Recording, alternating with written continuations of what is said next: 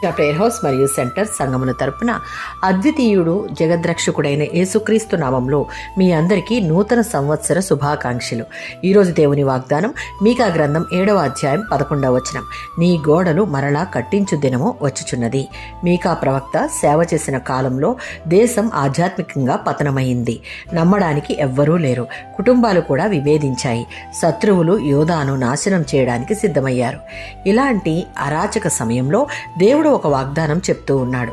ఒకరోజు నీ గోడలు మళ్ళీ కట్టబడతాయి. అంటే మరలా పునరుద్ధరణ, రక్షణ, ఆశ, సమృద్ధితో కూడినటువంటి వాగ్దానంగా దీన్ని మనం చూడవచ్చు.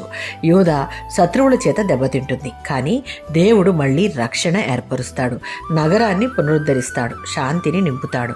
ఈ ప్రవచనం ఎజ్రా కాలంలో మందిరం కట్టబడింది. నెహెమ్యా కాలంలో యెరూషలేం గోడలు తిరిగి కట్టబడ్డాయి.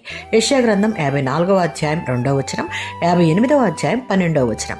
నీ గుడారపు స్థలాన్ని విస్తరించదను, పాత పాడుబడిన ప్రదేశాలను పునరుద్ధరించదను. అనగా దేవుడు పాడుబడిన జీవితాన్ని పునరుద్ధరించేవాడు అని.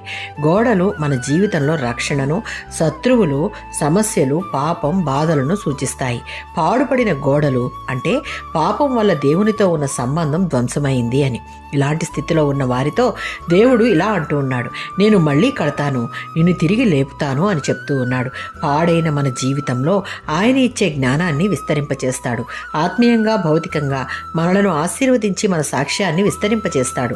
నూతన సంవత్సరంలో ఇది పూర్తిగా మన జీవితాలను, కుటుంబాలను, సంఘాలను పునరుద్ధరిస్తాను అని చేస్తున్నటువంటి వాగ్దానం ఇది.